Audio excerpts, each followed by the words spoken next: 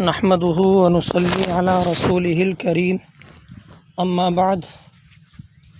برادران وطن، آج میں آپ حضرات سے جنگ آزادی کے متعلق کچھ باتیں عرض کرنا چاہتا ہوں۔ دعا کریں کہ اللہ تبارک و تعالی مجھے صحیح کہنے کی توفیق مرحمت فرمائے۔ حضرات، ہندوستان کی مقدس سرزمین پر انگریزوں کا ناپاک سایہ پڑا اور وہ اپنی شاطرانہ جالوں سے یہاں کے مالک بن بیٹھے۔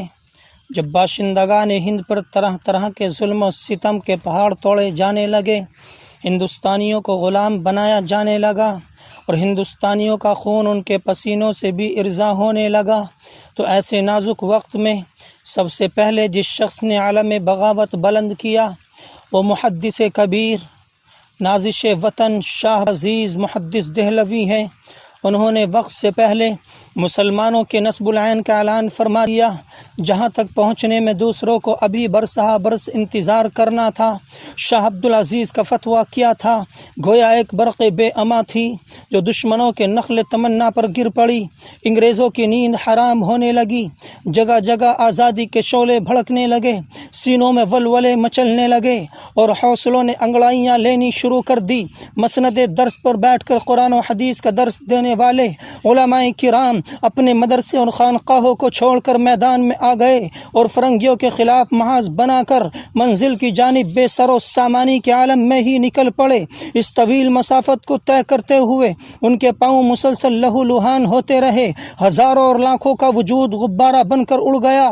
کبھی عدالت کے کٹہرے میں کھڑے ہو کر نغمہ آزادی سناتے ہیں تو کبھی پھانسی کے پھندوں کو چوم کر منزل کا نشان پوچھتے ہیں، کبھی وحشت و بربریت کے پہاڑ ان کی راہ میں حائل ہو گئے۔ مگر ایسے حالات میں بھی یہ علماء کرام حادثات اور مصائب سے ٹکراتے ہوئے منزل مقصود کی جانب بڑھتے رہے۔ اگر ہندوستان کی جنگ آزادی میں علماء حصہ نہ لیتے تو یقیناً اس ملک کو آزادی نہیں مل پاتی۔ 1857 کی جنگ میں دو محاذ بنائے گئے، ایک محاذ امبالہ جس کی قیادت مولانا جعفر تھانیسری کے پاس تھی، دوسرا محاذ شاملی جس کی قیادت حضرت مولانا حاجی امداد اللہ مہاجر مکی کے پاس تھی۔ اس جنگ میں بڑے بڑے علماء صلحاء شہید ہوئے، اسی جنگ میں مولانا قاسم نانوتوی زخمی ہوئے، اسی جنگ میں حافظ ضامن شہید ہوئے، اسی جنگ میں 2 لاکھ مسلمانوں نے اپنی شہادت پیش کی، جن میں تقریباً 51,000 صرف علماء کرام تھے۔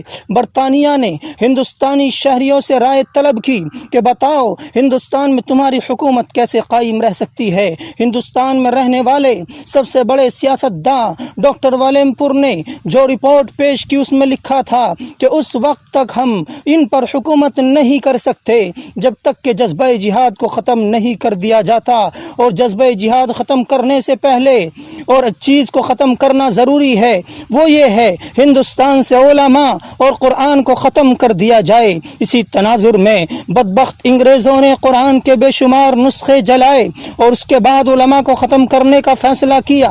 انگریز مورخ ایڈورڈ ٹائمس اپنی یادداشت میں لکھتا ہے کہ 1864 سے لے کر 1867 تک انگریزوں نے علماء کو ختم کرنے کا فیصلہ کیا، اور یہ 3 سال ہندوستان کی تاریخ کے بڑے المناک سال ہیں۔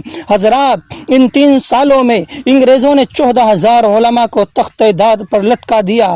ٹائمس کہتا ہے کہ دہلی کے چاندنی چوک سے خیبر تک کوئی ایسا درخت نہ تھا جس پر علماء کی گردنیں نہ لٹکی ہوئی ہو۔ ٹائمس کہتا ہے کہ علماء کے جسم کو تانبے سے داغا گیا، علماء کو سور کی کھال میں لپیٹ کر جلتے ہوئے تندور میں ڈالا گیا، علماء کو ہاتھیوں پر کھڑا کر کے درختوں سے باندھ کر ہاتھیوں کو نیچے سے چلا دیا گیا۔ وہ کہتا ہے کہ میں جب دلی کے اپنے خیمے میں گیا تو مجھے مردار کی بدبو محسوس ہوئی۔ میں خیمے کے پیچھے چلا گیا تو دیکھتا ہوں کہ آگ کے انگارے دہک رہے ہیں، اور 40 علماء کو پکڑ کر ان کے سامنے لایا گیا اور ان کے کپڑوں کو اتار کر ان انگاروں پر ڈال دیا گیا۔ میرے دیکھتے دیکھتے 40 اور علماء کو بلایا گیا، میرے سامنے ان کے کپڑے اتارے گئے۔ انگریز نے کہا مولویوں، جس طرح ان 40 کو پکایا گیا ہے اسی طرح تمہیں بھی پکا دیا جائے گا۔ تم میں سے صرف ایک آدمی یہ کہہ دو کہ 1857 کی جنگ آزادی میں ہم شریک نہیں تھے،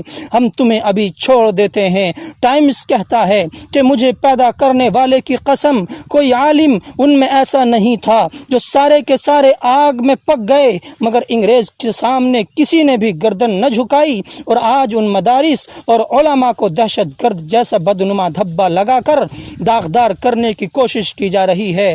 علماء مدارس ملک کی وفاداری کا درس دیتے رہتے ہیں اور دیتے رہیں گے۔ وما علینا الا البلاغ۔